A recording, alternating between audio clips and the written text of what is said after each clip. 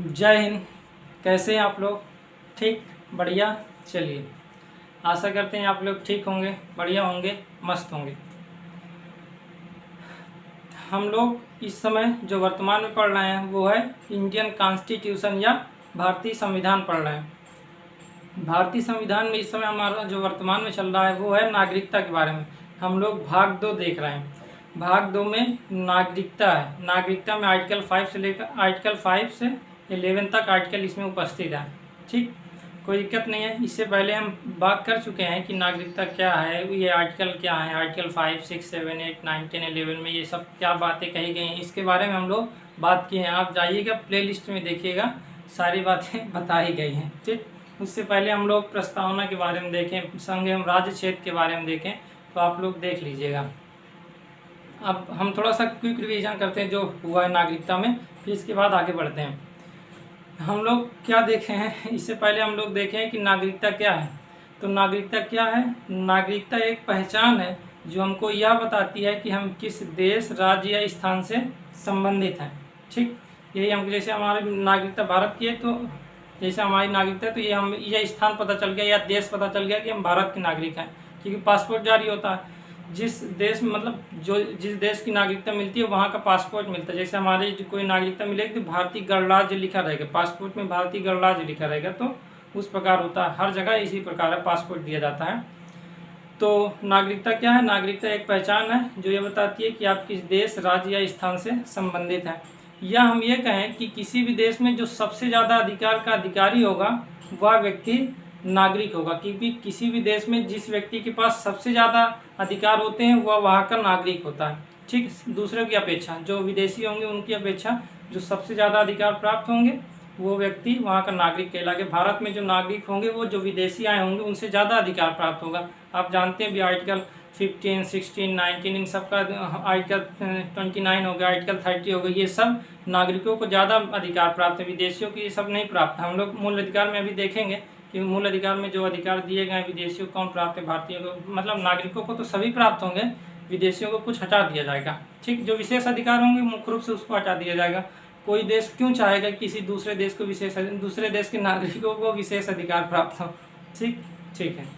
इसके बाद हम लोग देखें आर्टिकल 5 में क्या कहा गया। आर्टिकल 5 में ये कहा गया कि कोई भी व्यक्ति नागरिक बन सकता है, बशर्ते उसको कुछ शर्तें पूरी करनी होगी। यदि भी व्यक्ति भारत में जन्म लिया हो या उसके माता पिता में से कोई जन्म लिया हो एक, और यह संविधान जब लागू हुआ तो उससे 5 वर्ष पहले भारत में रह रहा हो तो उसको नागरिक बना लिया जाएगा। ये आर्टिकल 5 में कहा गया है। आर्टिकल 6 में क्या कहा गया? आर्टिकल 6 में ये बात कही गई है कि कोई जब देश आज़ाद हुआ तो उससे पहले एक दिन पहले पाकिस्तान अलग हुआ, पाकिस्तान भारत से अलग हो गया, तो वहाँ कुछ लोग रह रहे होंगे जो भारत आना चाह रहे होंगे, तो उन लोगों को नागरिक कैसे दिया जाए जो पाकिस्तान से भारत आए हैं, इसको आर्टिकल 6 में बता दिया गया। ठीक, आर्टिकल 7 में क्या कहा गया कि कोई व्यक्ति भारत में है, वो पाकिस्तान जाना चाह रहा है, तो पाकिस्तान में उसको ठीक ठाक नहीं लगा है तो वो वापस भारत आना चाह रहा है, तो उन लोगों को नागरिक कैसे बनाया जाएगा, इसको आर्टिकल 7 में बताया गया है।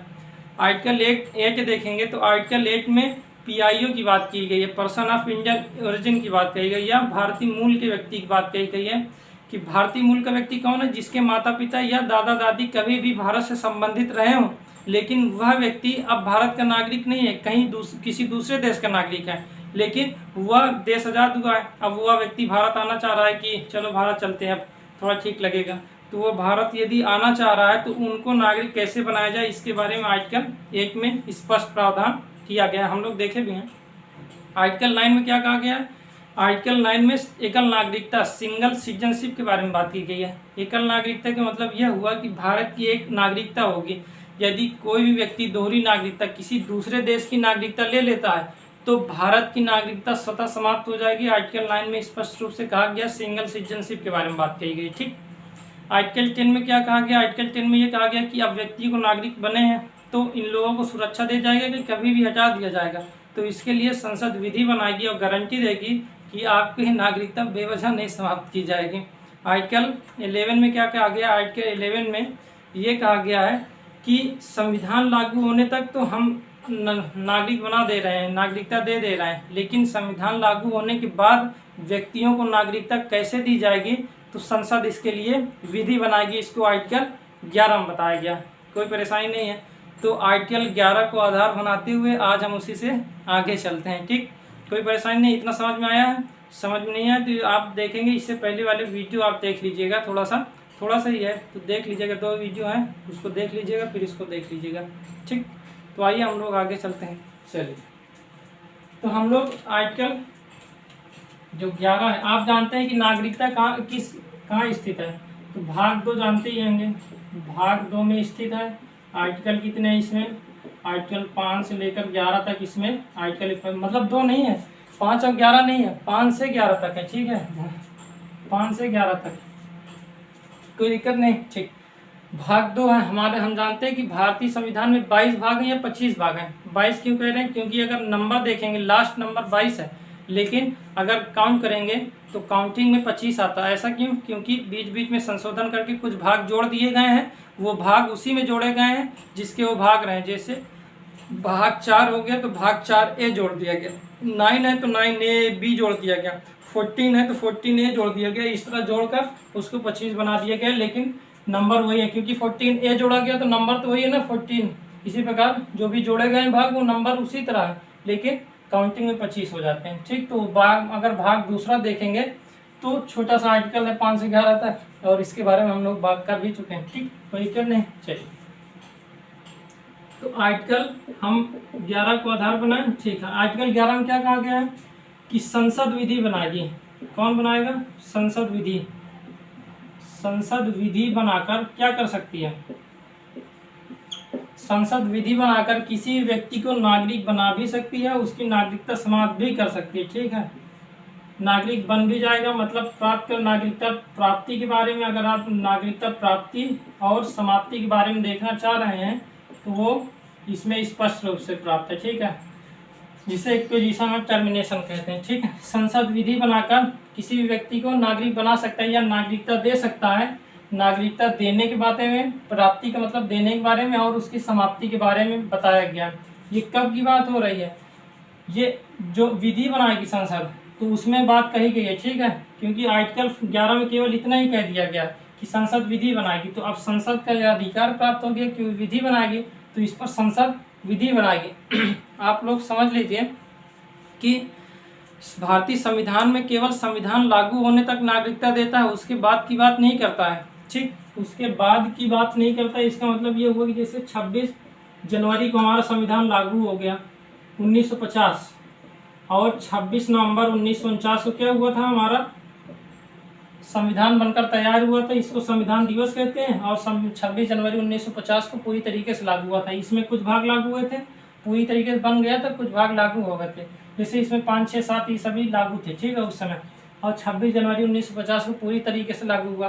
तो जब 26 जनवरी 1950 को पूरी तरीके से लागू हुआ भारतीय संविधान, तो उस समय भारतीय संविधान नागरिकता देता है, उस समय तक भारतीय संविधान नागरिकता देता है, उसके बाद की बात नहीं करता। उसके बाद में क्या कह दिया गया, आर्टिकल 7 में संसद को अधिकार दे दिया गया कि संसद विधि बनाकर मतलब विधि बनाएगी जब इसकी इच्छा होगी, और वो नागरिक बनाएगी और उसको समाप्त भी करेगी। इसके लिए विधि वो स्वयं बनाएगी। हम लोग मूल बातें लिख दे रहे हैं, ये बात सही है कि भारतीय संविधान में मूल बातें लिख दी गई, जो आधारभूत बातें थी, मूलभूत बातें थी, उनको लिख दी गई हैं। बाकी ये बात कह दिया गया कि संसद या विधानमंडल बनाएगी। कुछ मामलों में विधानमंडलों को भी अधिकार होता है, लेकिन यहाँ पर विधानमंडलों को अधिकार इसलिए नहीं है क्योंकि नागरिकता देश की होती है, राज्य की तो होती नहीं है। आप क्या उत्तर प्रदेश, बिहार, महाराष्ट्र, आंध्र प्रदेश के नागरिक हैं क्या? नहीं ना, आप तो नागरिक हैं भारत के। तो भारत की नागरिकता है, तो भारत के संबंध में, राष्ट्र के संबंध में विधि कौन बनाती है? संसद बनाती है। राज्य के संबंध में विधि राज्य बनाती है, तो संसद को अधिकार दिया गया। तो संसद विधि बनाकर नागरिकता की प्राप्ति और समाप्ति के बारे में, मतलब प्राप्ति और समाप्ति के बारे में विधि बनाएगी। ठीक है, कोई दिक्कत नहीं। ठीक, इस संबंध में जो संसद विधि बनाई है उसे कहते हैं नागरिकता अधिनियम। नागरिकता अधिनियम अगर आप देखेंगे तो उसमें स्पष्ट रूप से कहा गया। सीए का नाम सुने, सीएए का नाम सुने होंगे आप, सीएए, तो वो सीएए का संशोधन रूप है, क्योंकि उसे क्या, सीए का मतलब, सीएए का full form citizenship amendment act है, ये है सिटीजनशिप एक्ट है। तो इसी एक्ट में संशोधन किया गया, इसलिए CAA 2019 का आप सुनते होंगे ना, तो वो सिटीजनशिप अमेंडमेंट एक्ट इसी का संशोधन रूप है, ठीक हो। तो CA 1955, ठीक है, कोई दिक्कत नहीं है। सिटीजनशिप एक्ट है, इसे कहते हैं सिटीजनशिप एक्ट, उसे कहते हैं सिटीजनशिप अमेंडमेंट एक्ट 2019 का जो, ठीक, कोई दिक्कत नहीं, ठीक है। तो इसमें नागरिकता की प्राप्ति और समाप्ति के बारे में बताया गया। इसमें 19 धाराएं हैं। कितनी धाराएं हैं? 19 धाराएं। यहाँ धाराएं का मतलब सेक्शन से है कि 19 धाराएं का मतलब 19 सेक्शंस हैं, ठीक है। 19 सेक्शंस इसमें विभाजित है, छोटा सा है, ठीक। तो इसको आप देखेंगे तो इसमें नागरिकता के बारे में, जो भारतीय संविधान जब लागू हो तो उसके बाद कैसे लोग नागरिक बनेंगे, इसके बारे में इसमें मुख्य रूप से बताया गया है, ठीक है। कैसे समाप्त होगा इसके बारे में, तथा कुछ अन्य प्रावधान भी किए गए, ठीक है। केवल प्राप्ति और समाप्ति के बारे में ही नहीं बताया गया, ठीक। तो अगर हम इसमें देखें कि प्राप्ति में, प्राप्ति को अर्जन भी कहते हैं, ठीक है। अगर आप पुस्तक में देखेंगे तो वहाँ अर्जन लिखा होगा, इंग्लिश में क्या कहते हैं? इक्विजिशन, ठीक। और समाप्ति के बारे में भी होगा, नागरिकता कैसे समाप्त हो सकती है, जिसे कहते हैं टर्मिनेशन। टर्मिनेट आप सुने होंगे ना कि टर्मिनेट कर दिया गया, तो वो टर्मिनेट का मतलब समाप्त करने से ही होता है, ठीक। तो प्राप्ति या एक्विजिशन, टर्मिनेशन, ये 19 धाराओं में ही बताया गया। तो किस सेक्शंस में है, थोड़ा सा इसको देख लेते हैं। सेक्शंस यदि 3 देखेंगे, 4 देखेंगे, 5 देखेंगे, 6 देखेंगे, 7 देखेंगे, तो इन सेक्शन में क्या बात की गई है? इन सेक्शन में नागरिकता की प्राप्ति के बारे में बताया गया, ठीक है। और यदि समाप्ति के बारे में देखेंगे तो सेक्शंस आप 8 देखेंगे, 9 देखेंगे और 10 देखेंगे। अगर 3 सेक्शन देख लिए 8, 9, 10, तो इसमें नागरिक कैसे समाप्त हो, नागरिकता कैसे समाप्त होगी, इसके बारे में इसमें बताया गया। ध्यान दीजिएगा, नागरिकता जन्म के आधार पर अगर किसी को मिली है तो उसकी नागरिकता कभी जीवन में समाप्त नहीं होगी। ध्यान दीजिएगा, जिसको नागरिकता अलग अलग तरीकों से मिलेगी, अभी हम लोग देखेंगे अलग अलग तरीके क्या हैं। कि कोई व्यक्ति यदि जन्म से नागरिक होगा तो उसकी नागरिकता कभी भी नहीं जाएगी, ठीक है। लेकिन यदि किसी अन्य कारण से मिली है नागरिकता, इसमें अभी हम देखेंगे वंश के आधार पर, कुछ रजिस्ट्रेशन के आधार पर, प्राकृतिकरण के आधार पर, इनकॉर्पोरेशन ऑफ इन टेरिटरीज के आधार पर अगर दिया जा रहा है तो उसको समाप्त किया जा सकता है, उसके बारे में इसमें प्रावधान किया गया, ठीक। तो हम लोग थोड़ा सा ये देखते हैं कि आर्टिकल जो सेक्शन 3 में है, इसमें क्या कहा गया? बर्थ के आधार पर, यदि कोई व्यक्ति बर्थ के आधार पर मतलब जन्म द्वारा, ठीक है, जन्म द्वारा नागरिक, यदि कोई व्यक्ति भारत में जन्म लिया है तो उसको नागरिकता दी जाएगी सेक्शन 3 के तहत, ठीक है। सेक्शन 4 में अगर देखेंगे तो डिसेंट के बारे में बताया गया है। यहाँ वंशक्रम देख लीजिए, वंशक्रम, ठीक है, कोई दिक्कत नहीं। वंशक्रम के आधार पर यदि किसी को नागरिकता दी जा रहा है वंशक्रम द्वारा, ठीक, तो कोई परेशानी नहीं। अगर सेक्शन 5 में देखेंगे तो रजिस्ट्रेशन के द्वारा है, क्या है? रजिस्ट्रेशन। रजिस्ट्रेशन का मतलब ये हुआ कि पंजीकरण द्वारा, अगर इसके हिंदी में कहेंगे तो पंजीकरण, ये तो हिंदी हुआ, अभी इसका अर्थ तो पता नहीं चला, इसका अर्थ हम लोग देखेंगे पंजीकरण द्वारा, कि पंजीकरण कराकर लोग कर सकते हैं। इसमें देखिए अभी हम बता रहे हैं, इसमें है नेचुरलाइजेशन, ठीक है, इसे कह सकते हैं प्राकृतिकरण द्वारा। और सेक्शन 7 में अगर देखेंगे तो इनकॉर्पोरेशन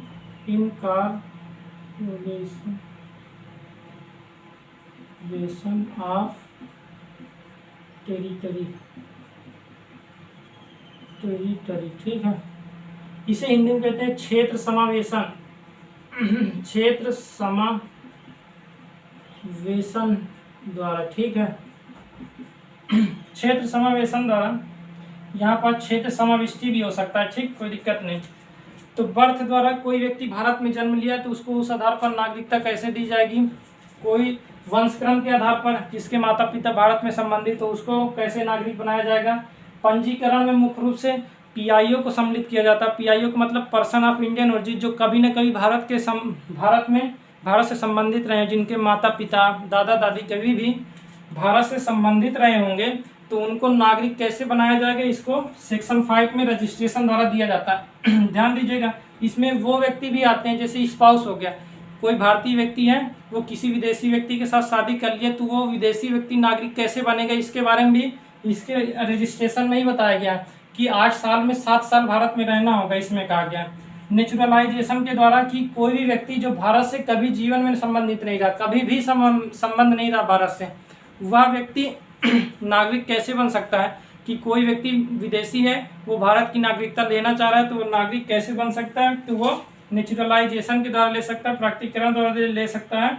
इसमें 14 साल में 12 साल तक भारत में रहना होता है, ठीक है। 14 साल का समय दिया जाता है, जिसमें से 12 साल तक यदि वो व्यक्ति भारत में है तो उसे नागरिक बना दिया जाता है। क्षेत्र समावेशन के आधार पर का मतलब यह हुआ कि कोई भी क्षेत्र जो देश आजाद होने के बाद भी लाया गया है, तो वहाँ के लोगों को नागरिक कैसे बनाया जाएगा। जैसे आप जानते हैं, हम लोग क्षेत्र ये संघ एवं राज्य क्षेत्र में देखे हैं कि गोवा से कुछ क्षेत्र लिया गया, फ्रांस से कुछ क्षेत्र लिया गया। फ्रांस से जैसे पांडिचेरी, कराईकल, माहे लिया गया, 1954 में लिया गया। 1954 में जैसे गोवा और दमन और दीप लिया गया, फिर लिया गया 1961 दादरा एवं नगर हवेली। तो आप ये सब जानते हैं कि इन सबको बाद में लिया गया। तो वहाँ के लोगों को जो नागरिक बनाया गया है वो इस आधार पर बनाया गया कि 6 इनकॉर्पोरेशन ऑफ टेरिटरी।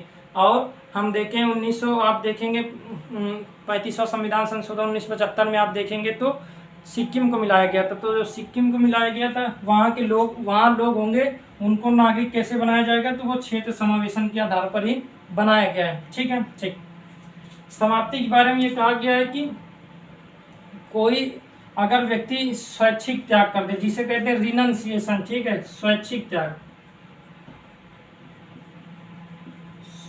त्याग को कहते हैं रिनंसिएशन, ठीक है, रिनंसिएशन, ठीक। स्वैच्छिक त्याग, कोई व्यक्ति अपनी इच्छा से त्याग रहा है कि हम भारत की नागरिकता छोड़ रहे हैं, तो भारत सरकार कहेगी आप भाई छोड़ ही दीजिए।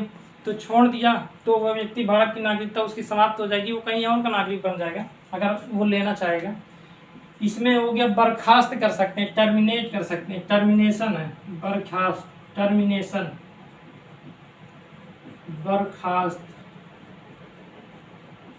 बर्खास्त कर सकते हैं, बर्खास्त हो सकती है। तो किस आधार पर होगी हम लोग देखेंगे। और आज जो सेक्शन 10 में है इसमें कहा गया है डिप्राइवेशन, वंचन द्वारा, ठीक है। वंचन का मतलब गलत तरीके से अगर कोई व्यक्ति नागरिक लिया है तो उसको कह सकते हैं कि वंचित कर सकते हैं, नागरिकता से वंचित कर सकते हैं, इसका मतलब ये हुआ। तो डिप्राइवेशन, ठीक है, तो कोई दिक्कत नहीं है।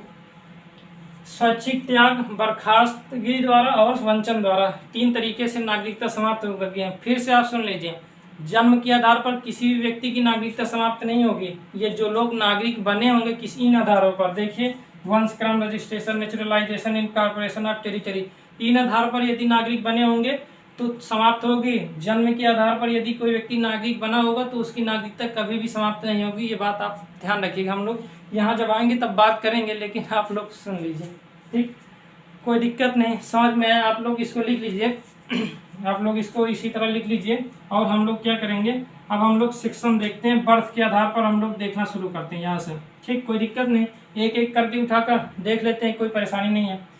रफ करें, लिख लिए, लिख लीजिएगा, इसी तरह लिख लीजिएगा।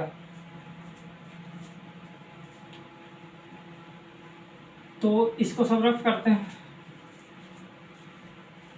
तो नागरिकता जो 55 है, नागरिकता अधिनियम जो आया है, सिटीजनशिप एक्ट आया, इसमें समय समय पर संशोधन हुए, 1985, 86, 92 में, 2003 में, 2015 में हुआ था, लेकिन वो मतलब लोकसभा से पारित हो गया था, राज्यसभा से पारित नहीं हुआ था। तो फिर 2019 में लाया गया, जो सिटीजनशिप अमेंडमेंट एक्ट देखते हैं, CAA, जिसका बहुत सारा विरोध हुआ था। हम लोग देखेंगे क्यों विरोध हुआ, क्या नहीं, सब कुछ देखेंगे, परेशान मत रहिए। देखिए महत्वपूर्ण, हम लोग आर्टिकल तो देख ही रहे हैं, आर्टिकल आप देखना चाहें तो आर्टिकल के बारे में पहले बता ही गए हैं, लेकिन इसके बाद जो महत्वपूर्ण बातें नागरिकता से, उसको भी तो जानना आवश्यक है ना, ठीक है। अब हम लोग देखते हैं CA लिख दें, CA का मतलब सिटीजनशिप एक्ट हो गया, कब की बात है, 1955 में, कोई दिक्कत नहीं, ठीक। तो इसमें हम लोग पहला क्या था, सेक्शन 3 क्या है, सेक्शन 3 बर्थ के आधार पर। तो अब तो आपको परेशानी नहीं होगी, बर्थ के आधार पर, जन्म द्वारा, जिसे कहते हैं बाय बर्थ। कोई दिक्कत नहीं, ठीक है। तो जन्म द्वारा व्यक्ति नागरिक कैसे बनेगा, इसके बारे में बताया गया है, सेक्शन 3 में ही बताया गया है। देखिए हम सारे सेक्शन तो नहीं देख रहे हैं, कुछ सेक्शन जिसमें महत्वपूर्ण बातें उसको हम लोग देख रहे हैं, ठीक। जो जन्म द्वारा व्यक्ति को नागरिक कैसे बनाया जाएगा, इसके बारे में ये कहा गया। ये आप देखिए इसमें क्या कहा गया, देखिए ध्यान दीजिएगा। जो संशोधन होता जाएगा तो जो लास्ट संशोधन होगा उसी की मान्यता रहती है, आप ध्यान दीजिएगा, ठीक है। जो संशोधन होगा, जैसे मान लेते हैं ये लिखा गया, इसके बाद कोई संशोधन हुआ तो उस संशोधन को माना जाएगा, पहले वाले को नहीं माना जाएगा, क्योंकि संशोधन भी इसी आधार पर हुआ कि वो सही नहीं था, उस मतलब परिस्थिति के अनुसार सही नहीं था। उस समय जब बनाया गया था तब तो सही था, लेकिन धीरे धीरे जब परिस्थितियाँ बदली तो उस आधार पर सही नहीं था, इसलिए उसमें संशोधन किया गया, तो उस संशोधन को माना जाता है, ठीक। तो दिक्कत नहीं है। चलिए, तो सबसे पहले ये क्या कहा गया कि कोई भी व्यक्ति, आप ध्यान करिए, कोई भी व्यक्ति जो भारत में जन्म लिया हो वह, कोई भी व्यक्ति जो भारत में जन्म लिया हो वह भारत का नागरिक होगा, ठीक। कोई दिक्कत नहीं, इसमें कोई परेशानी होने की बात है नहीं। कोई भी व्यक्ति जो भारत में जन्म लिया हो भारत का नागरिक होगा, कुछ नहीं है। कोई भी व्यक्ति जो भारत में जन्म लिया हो, भारत की, यहाँ भारत के जन्म लेने का मतलब यहाँ भूमि से अर्थ है, ठीक है। आप एक शब्द सुने हैं जूसलाई, इसका मतलब यह होता है कि भूमि पर, किसी भी भूमि पर यदि कोई व्यक्ति जन्म ले रहा है तो वो वहाँ का नागरिक हो जाता है, ठीक। भारत की भूमि पर यदि जन्म लिया है तो वह व्यक्ति भारत का नागरिक होगा, कोई परेशानी नहीं। कोई भी व्यक्ति, जैसे मान लेते जैसे माता पिता है हमारे, तो माता पिता हुआ, फिर हम हुए, अगर भारत की भूमि पर जन्म ले लिए तो हम लोग नागरिक हो गए, इसमें कुछ करना नहीं है। भारत की भूमि पर जन्म ले लिए तो नागरिक हो गए। ध्यान दीजिए, इसमें कोई भी विदेशी व्यक्ति जो भारत में घूमने आए हैं, उनके यदि बच्चे हो गए भारत में, वो भी भारत के नागरिक हो सकते हैं। अगर वो चाहेंगे कि भारत की नागरिकता इनको मिले तो वो मिल सकती है, ठीक है, कोई दिक्कत नहीं है। तो अगर वो चाहेंगे तो, नहीं तो वो अपने देश के नागरिक तो होंगे ही। अगर वो चाहेंगे कि भारत के भी नागरिक हों तो भारत की नागरिकता उनको आसानी से मिल जाएगी, क्योंकि वो भारत की भूमि पर जन्म लिया। देखिए ये उस समय की बात है, अभी जब 1955 में अधिनियम बना था तब इसमें संशोधन हुए। अभी हम लोग देखते हैं क्या क्या संशोधन हुए, ठीक। कोई दिक्कत नहीं, कोई भी व्यक्ति जो भारत की भूमि पर जन्म लिया हो भारत का नागरिक हो सकता है, ठीक है।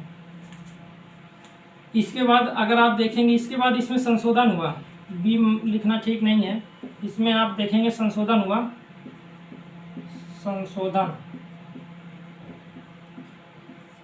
कब हुआ, 1986 में। इसमें क्या कहा गया थोड़ा सा जान लेते हैं। फिर 1986 में एक संशोधन हुआ, क्या संशोधन हुआ देखते हैं। 1 जुलाई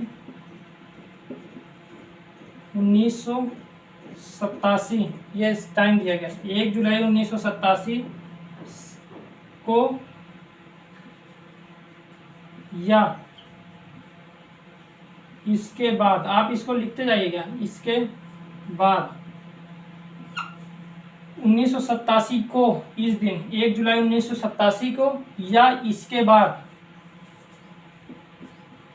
किसी व्यक्ति का जन्म भारत में होगा तो वह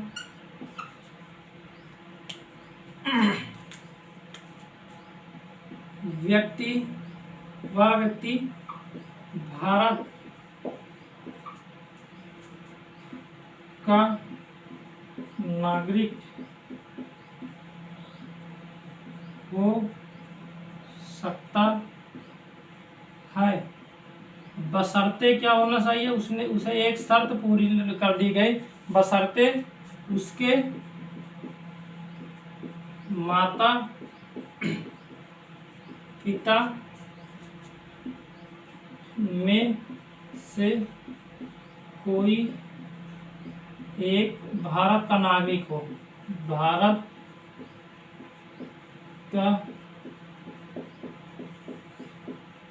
नागरिक, ध्यान दीजिएगा क्या कहा गया है, 1 जुलाई 1987 को या इसके बाद यदि किसी व्यक्ति का जन्म भारत में हो और तो वह भारत का नागरिक हो सकता है, बशर्ते उसके माता पिता में से कोई एक भारत का नागरिक होने चाहिए। उसके माता या पिता में से कोई एक भारत का नागरिक होगा तभी वह व्यक्ति भारत का नागरिक हो सकता है। जबकि इसमें क्या कहा गया है, इसमें कुछ नहीं कहा गया, माता पिता कहीं के हो, कोई भी व्यक्ति यदि भारत की भूमि पर जन्म ले लिया तो भारत का नागरिक हो गया। कोई विदेशी व्यक्ति जो भी आए, कपल आए, उनके बच्चे यहाँ भारत में जन्म लिए तो भारत के नागरिक हो जाएंगे कि उनके माता पिता भारत से संबंधित नहीं, भारत के नागरिक नहीं है। लेकिन इसमें एक शर्त जोड़ दी गई कि माता पिता में से कोई एक भारत का नागरिक होना चाहिए। दोनों है तो ठीक ही है, जैसे हमारे माता पिता भारत के नागरिक हैं, हम लोग जन्म लिए तो भारत के नागरिक हो गए इसमें, तो उनमें से कोई एक व्यक्ति यदि भारत का नागरिक होगा तो मतलब इन माता पिता में से कोई एक होगा तो वह व्यक्ति यदि भारत में जन्म लिया होगा तो वो व्यक्ति नागरिक बन जाएगा। ठीक है, ठीक। जन्म के समय, उसके जन्म के समय की बात हो रही कि उनके जन्म के समय, ये ऐसा नहीं है कि माता पिता का कभी भारत के नागरिक है होंगे, जन्म कभी अब बाद में हुआ तो फिर नागरिकता ली जाएगी, ऐसा नहीं है। जन्म के समय उनमें माता पिता में से कोई एक भारत का नागरिक होना चाहिए। ठीक है, तो कोई दिक्कत नहीं। ठीक, तो 1 जुलाई 1987 से पहले और 26 जनवरी 1950 के बीच ये लागू होता है। ये कब तक, अगर आप देखेंगे 26 जनवरी 1950 से लेकर 1 जुलाई 1987 तक ये लागू होता है। ठीक है, 26 जनवरी 1950 से लेकर 1 जुलाई 1987 से पहले तक ये प्रावधान लागू होता है, लेकिन 1987 के बाद ये प्रावधान लागू हो रहा है। ठीक है, ध्यान दीजिएगा, 1987 से पहले ये लागू हो रहा था, इसके बाद ये लागू हुआ। ऐसा क्यों किया गया? ऐसा इसलिए किया गया कि भारत की जनसंख्या बहुत ज़्यादा बढ़ रही थी। देखिए, कोई भी व्यक्ति भारत में जन्म लेगा तो भारत का नागरिक हो गया। इससे क्या हुआ, जो विदेशी व्यक्ति आ रहे हैं वैध तरीके से, अवैध तरीके से, किसी भी तरीके से अगर आ रहे हैं, यदि उनके बच्चे भारत में जन्म ले लिए तो वो भारत का नागरिक हो जाता है।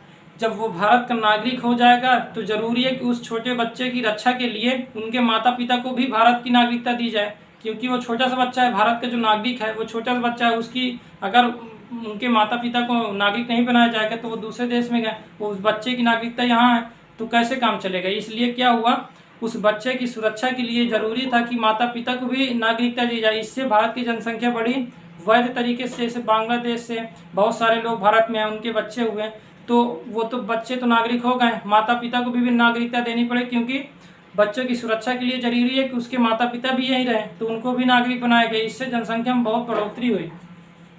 तब 1987 में, 1986 में मुख्य रूप से 87 में ये सब किया गया, तो 87 में ये कह दिया गया 1 जुलाई 1987 के बाद यदि कोई व्यक्ति माता पिता में से कोई एक भारत का नागरिक होना चाहिए। अब दोनों में कंडीशन है कि एक में कंडीशन ये हो गई माता पिता में से कोई एक होना चाहिए, ठीक, भारत का नागरिक, तब वो व्यक्ति बन सकता है। कोई दिक्कत नहीं, अब तो समझ में आ रहा होगा स्पष्ट रूप से। ठीक है, इसको रफ करें। थोड़ा सा एक संशोधन और हुआ है, 2003 में हुआ है, उसको थोड़ा देखते हैं फिर आगे समाप्त करते हैं। कोई दिक्कत नहीं, ये समझ में आया। हम पहला वाला थोड़ा सा रफ करते हैं, इसको रफ करते हैं, फिर इसके बाद हम लोग देखते हैं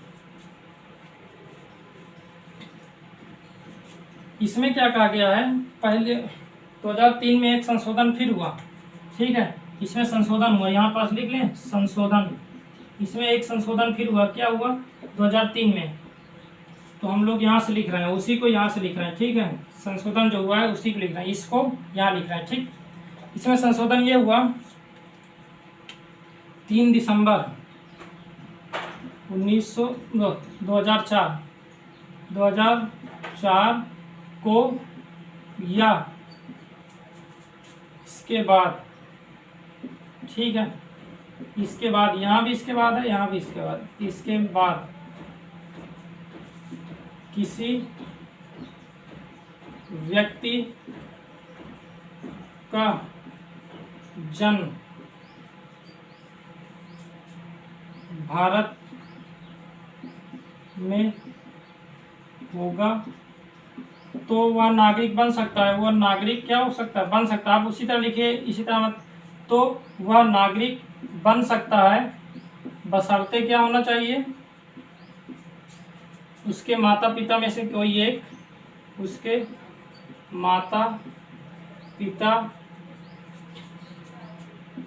में से कोई एक भारत का नागरिक हो, भारत का नागरिक हो तथा दूसरा वैध प्रवासी हो, दूसरा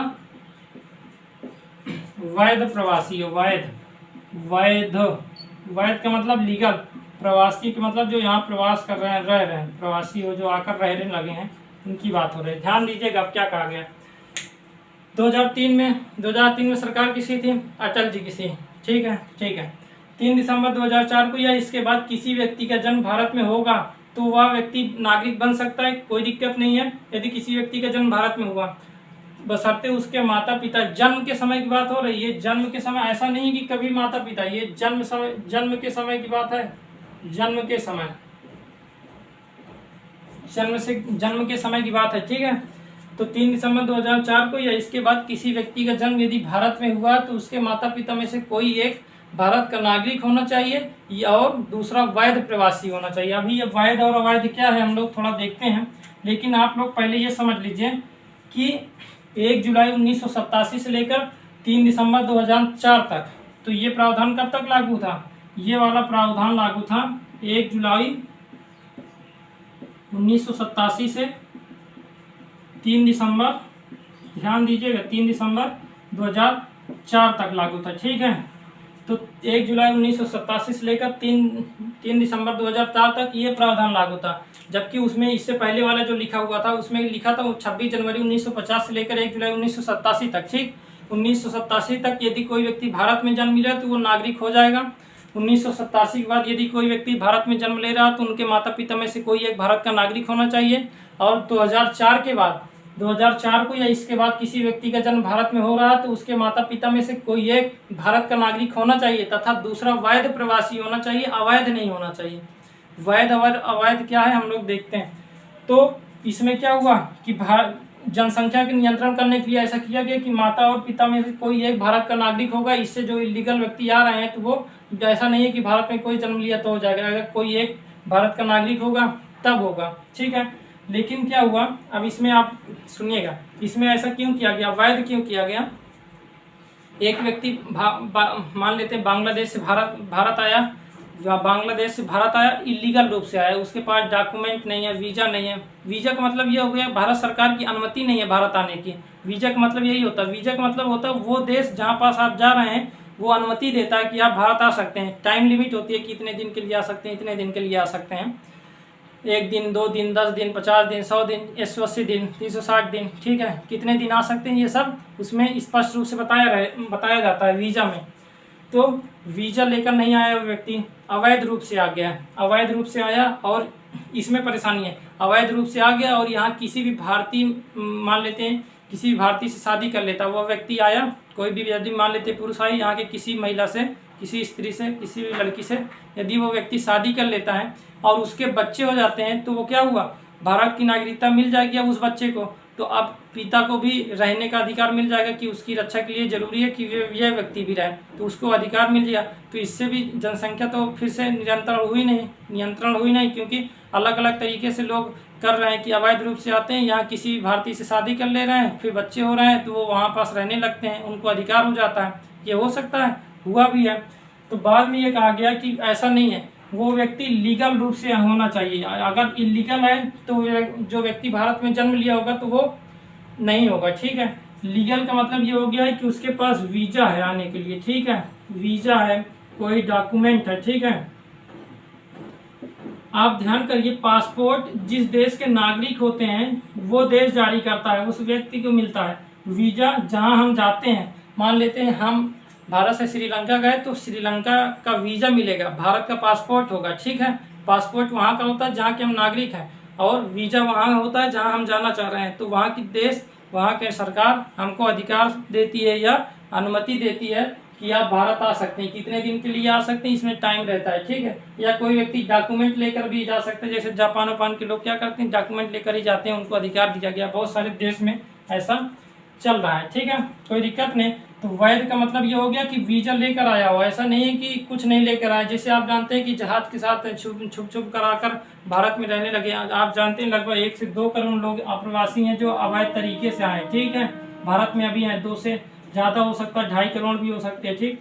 तो इस प्रकार जनसंख्या बहुत ज़्यादा हो जा रही है क्योंकि अवैध तरीके से आएंगे।